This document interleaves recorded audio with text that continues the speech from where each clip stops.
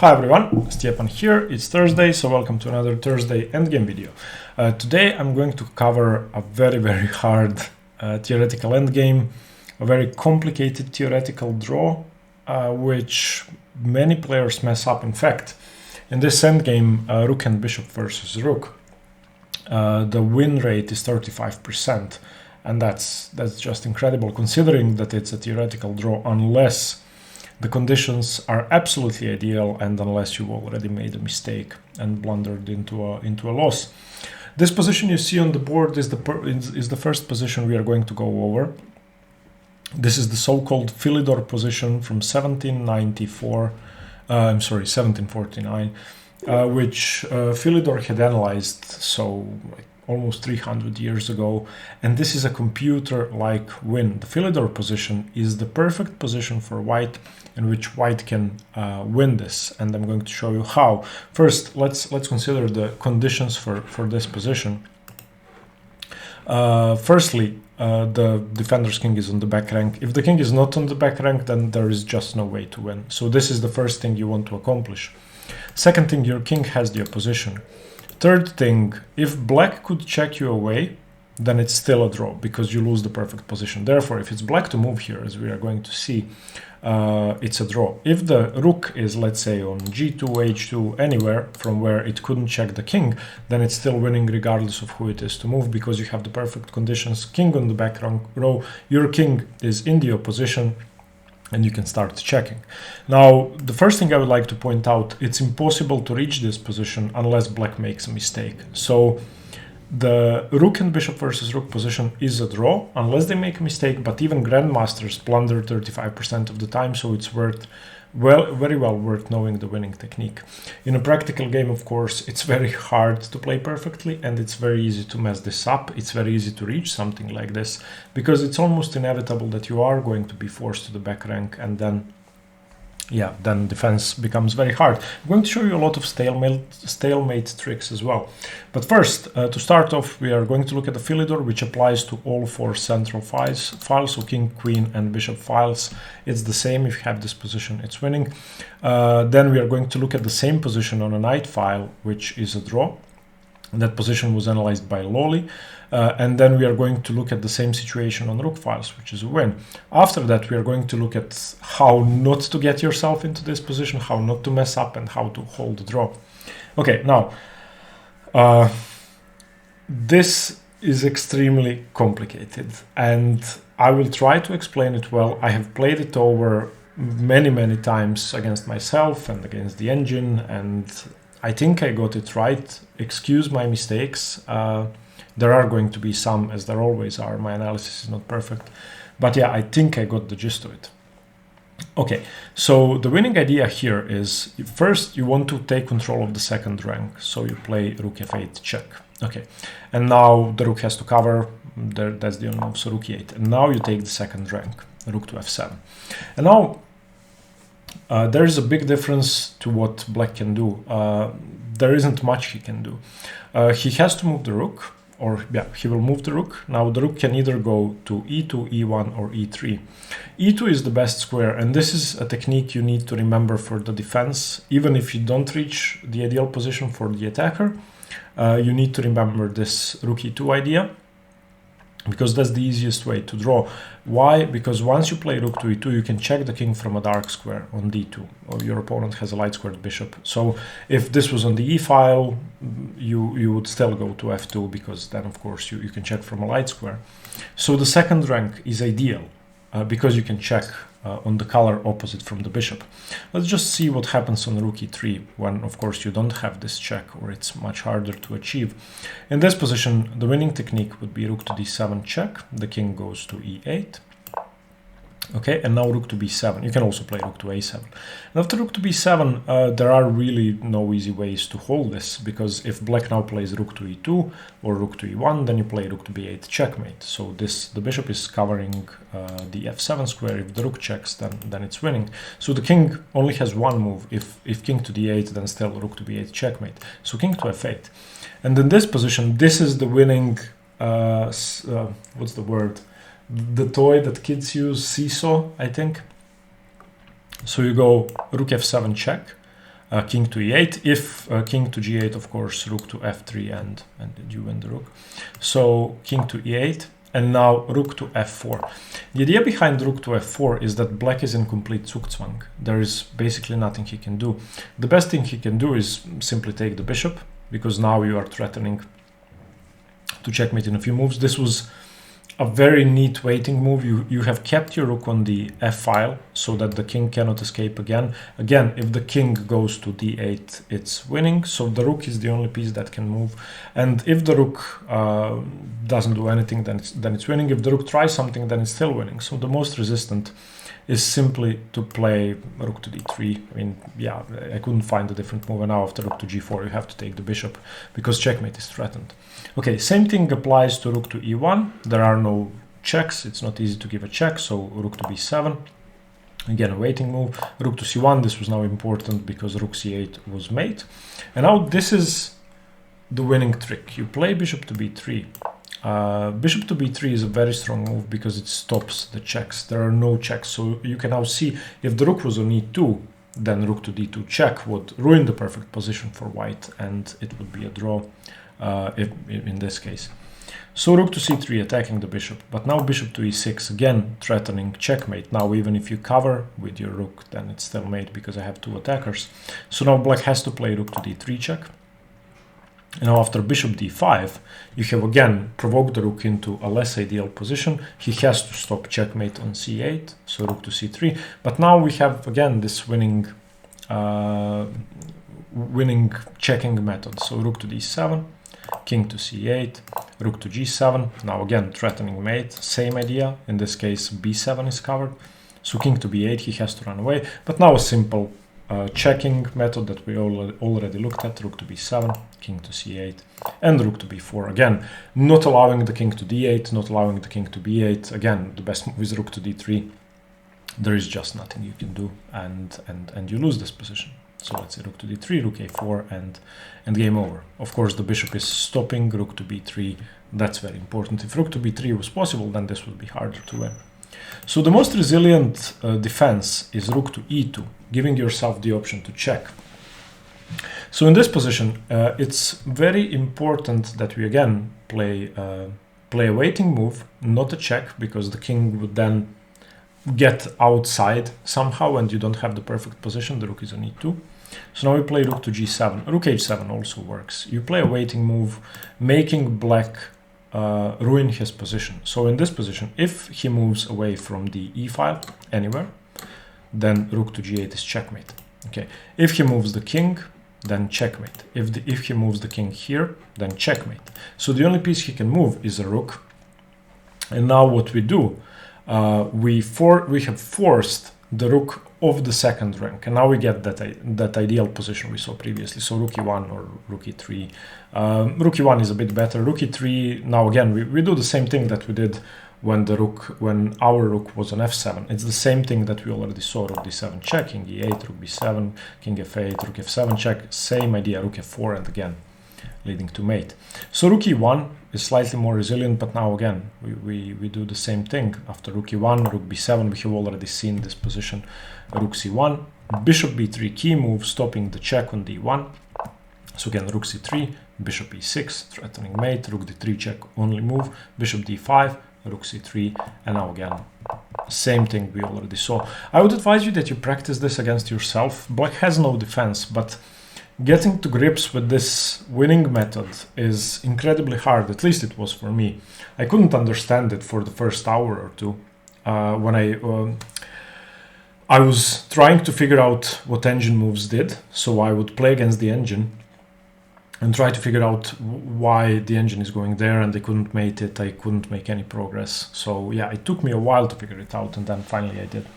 Okay, now I'm just going to show you the same position with black to move. How can black draw? Well, in this position, as we said, if it's white to move, rook f8 check. But if it's black to move, rook to d7, and once you move away, it's now a simple draw. You don't have the ideal position anymore. The black king has gone off the back rank. Numerous ways to draw. So in the Philidor, in the ideal position, if the rook can check your king away, then it's a draw. Now let's just briefly look at what happens on bishop files, just to prove that the Philidor position, this is the exact same position, works on bishop files as well. Rook to e8 check, again same technique, rook to d8, rook to e7, rook to d2, same idea. In the previous position it went to e2, now it goes to d2, rook f7, again a waiting move, rook to d1, forcing the rook into a worse position, this is very important. Now again rook a7, rook b1, stopping checkmate, bishop a3, again stopping rook to c1 check, so rook b3, bishop d6 threatening mate, again rook c3 checking, but now bishop c5, and again same idea, rook b3 stopping mate, rook c7 check, and again the same zigzag, seesaw, whatever the word is, method, rook h7, king a8, the king is now in the corner but it doesn't matter much, king b8, rook a4, same idea, we're going to play bishop to d6 and he has no way out. Now bishop b4, again stopping a check, a very neat move. If rook b2, then I mean you just lose. If king b8, then bishop d6, king c8, rook a8 check. In this position king d8 was the only move, and now rook a8 mate. If after bishop b4 king b8 is played, then we play bishop d6, king c8, and rook a8 check, again checkmating. So the same technique works on bishop files. Now let's look at rook files first. Rook files are also winning in the perfect position. So the king is on the back rank, you have the opposition, it's your move, it's winning, and this is easier than the central files. Rook h2, you could also go to g2, f2, e2, or d2, it doesn't really make much of a difference. So rook b8, stopping mate, now rook h6, rook to b7, bishop to b6. Now this just restricts the king and get your pieces into perfect position. You want to get your king around basically. Rook a7, don't fall for the trick. If you take the rook, then it's stalemate, so king to b5, and now rook f7, trying to defend, king c6, and your pieces are now perfect. The idea behind rook h6 was not allowing any checks along the 6th rank. Rook f8 has to defend checkmate, because rook h8 was threatened, but now bishop c7, and again no way to stop checkmate. King a7 only move, rook h4 threatening mate, and now you can try rook f6, but simply bishop d6, and we have the same position just with the board reversed. It's exactly the same as the Philidor on the central ranks. It's exactly the same but reversed for 90 degrees, no, 180 degrees. Okay, now the hardest one for me was the lowly position. This is a draw, but from my experience, it's so easy to mess up. I lost 70% of these against the engine. It's just very hard. Okay, so let's try to do the same thing with white, and I'll show you how black draws. Now these are engine lines. I haven't used my own analysis for this lowly position because it was just too hard. So rook d8 check, rook c8, again same thing, rook d7, you do the same thing. Now rook to c1, for some reason the engine wants to play rook to c1. I think rook to c2 works as well. Rook to f7, a waiting move, and now rook to c2, rook to g7, rook to c1, he waits, and white doesn't have the same thing that he had previously. So let's look at what happened previously in the Philidor, and I'll show you what my idea was. So once, just give me a second, in the Philidor, okay, make main line. So once rook e2 has been played and rook g7 waiting move, rook e3 ruining the position, we had rook d7 check and the king went to e8. And after rook b7 we could take space on the other side of the board.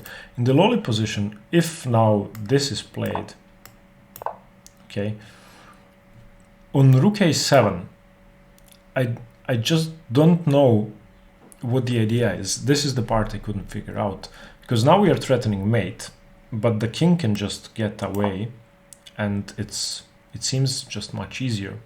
And okay, let's actually, I'm going to use the engine for this once again. Excuse my ignorance, but I just find this very, very hard. Okay, let's try the same thing in the Philidor. Okay, here, and king f8, and rook f7 check, and then king e8 was played. Okay, now let's try to do that in the lowly. So king to d8, rook to d7 check, king to c8, and in the Philidor we played rook to f4. Okay, now let's try the same thing here. Let's try rook to d4. What's the problem with this?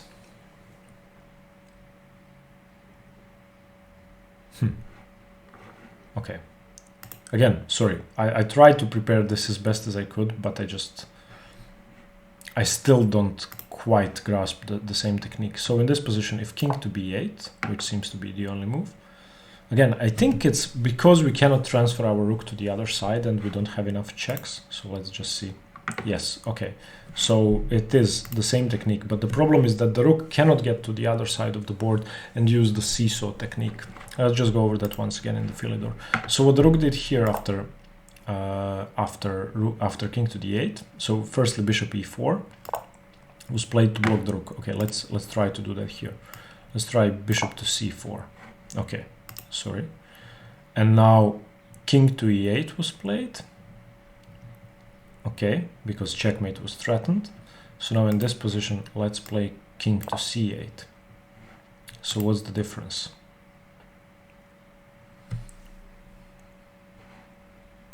Okay, and bishop c6 played. So let's play bishop to a6. Okay, king to b8.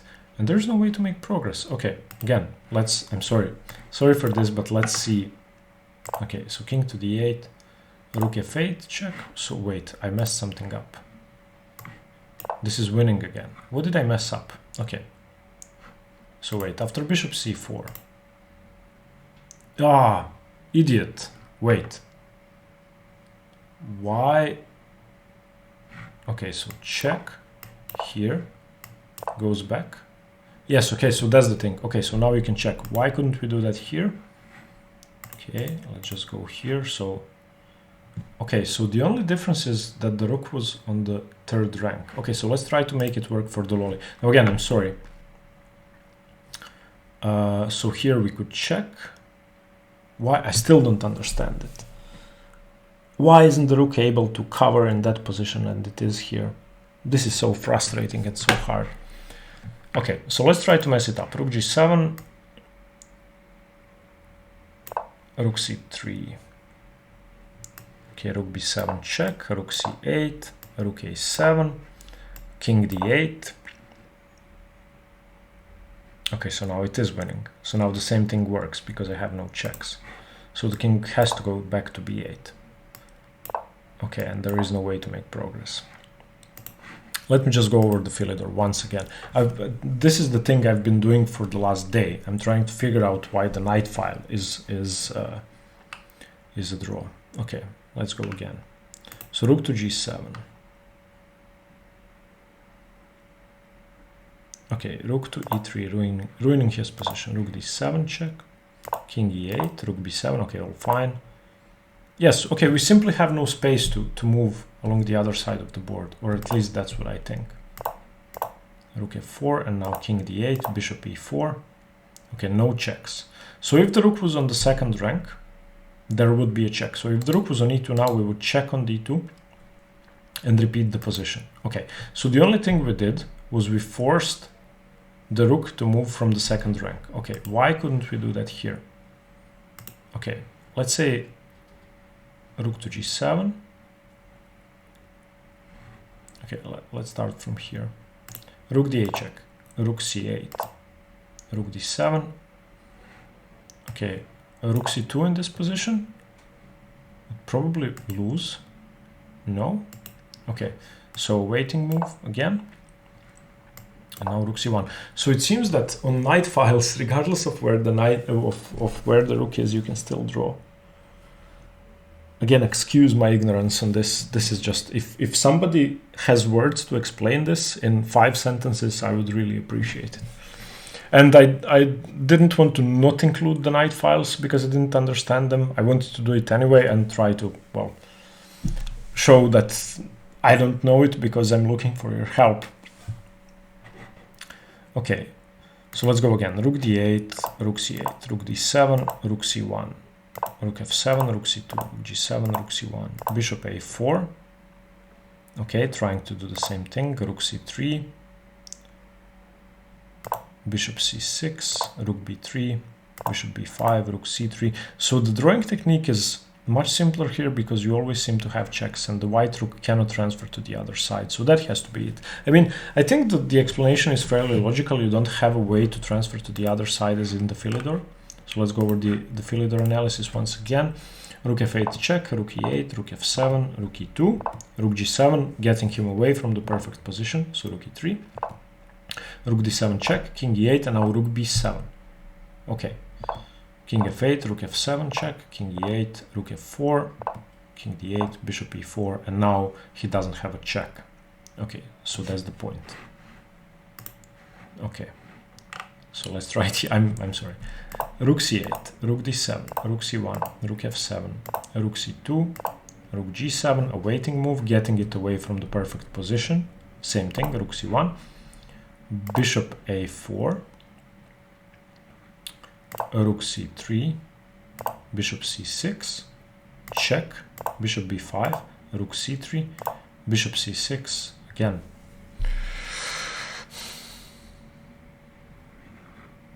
Okay, so what if we tried checking and the king goes... I will turn on the engine again. Yes, the king just goes... Because my rook doesn't have the extra file to threaten mate, the king can always just approach. I get it now. Okay, yes. Sorry, but I just got it.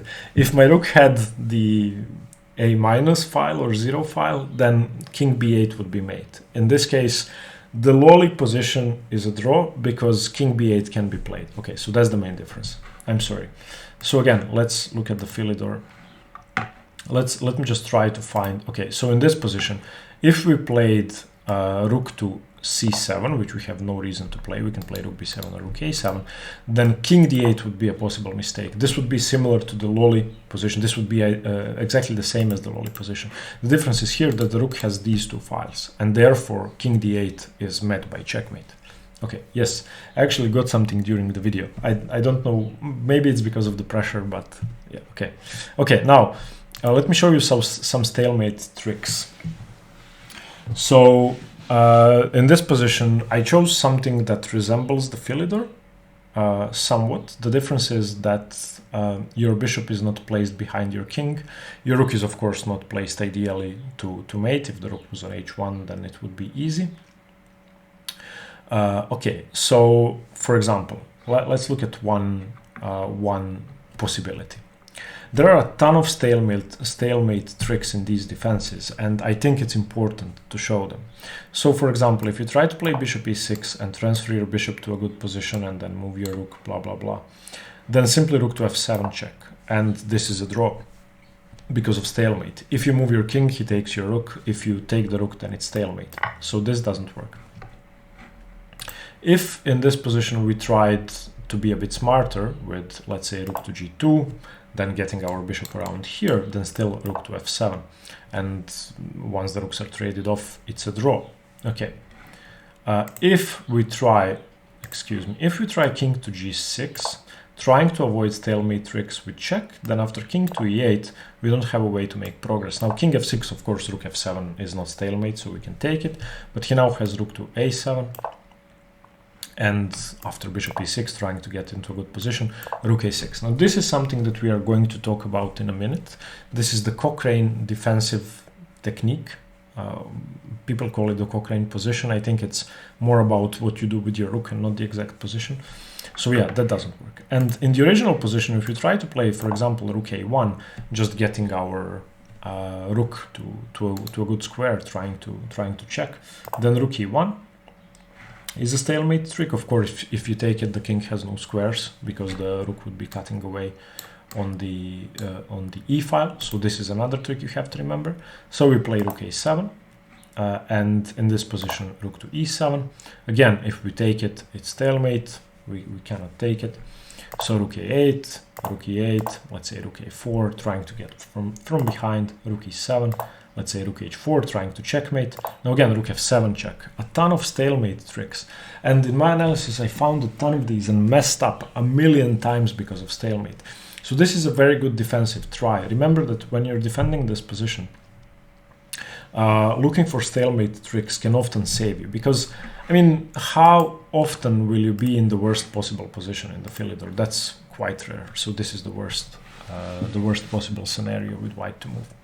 Okay, now let's look at the Cochrane idea. Okay, so the idea is when this position is still sort of straight out of the middle game, or straight out of when the last pawns or pieces have been traded, then a draw is easy to achieve. How do you achieve a draw? The easiest technique is once your king is cut off. If your king is not cut off, then it's just easy.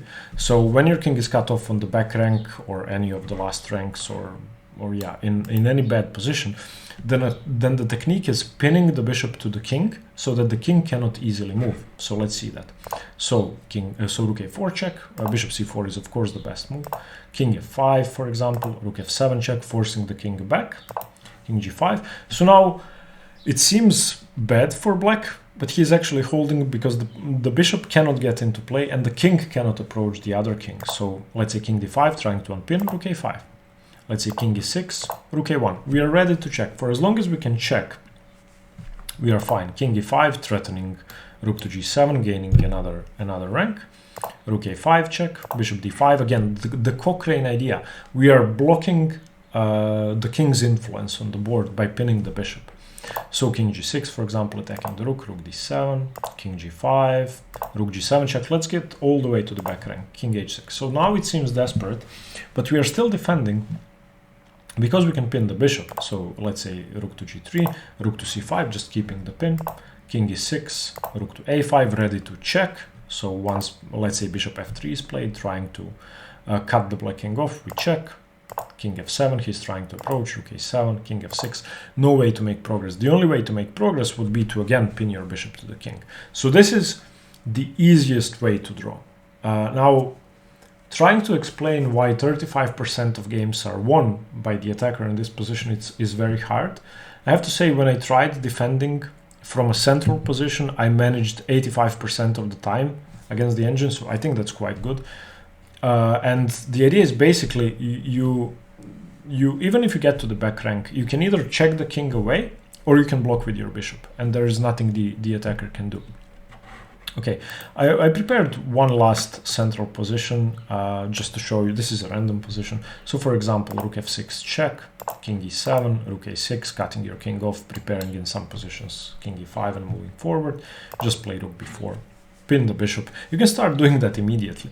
King d5, rook b5 check, bishop c5 check, king f7, rook e1. Again, you have pinned the bishop. It's not easy to do much here. As long as you don't get yourself into the worst possible position, this is an easy draw. Okay, again, excuse me being confused for the lolly position. I still find it very hard. The thing is, the defender, again, let's get to this position. Okay, so this is the critical point. We can get to it from the start again. So rook f8 check is how we start. Rook e8.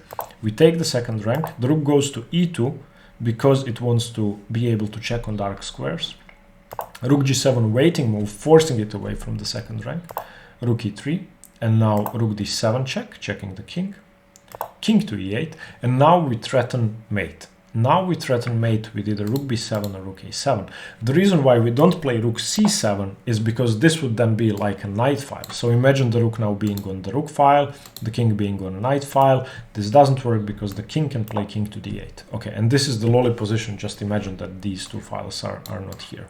Okay, so again, in the lolly position, let's reach that. Okay, so here, when that happens, after the same sequence, wait, excuse me.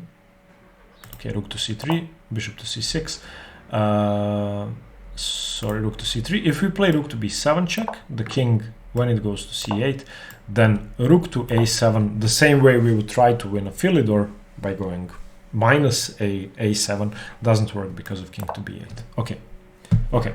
Thank you for watching.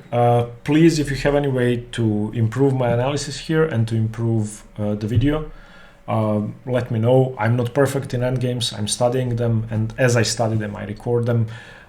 Bishop and rook versus rook was very hard for me, much harder than any other endgame I've covered so far. So any feedback would be appreciated. Again, perhaps I should have understood the knight file before recording. For some reason, I didn't, even though I tried. Thank you for watching. Let me know what you think about the video. And yeah, if you would like to join the Endgame study on Patreon, follow the link in the description below. There are already 60 chapters over there with analysis and videos corresponding to the study. So yeah, if you want to join the challenge, follow the link in the description. Thanks very much and stay tuned for more chess. Bye bye.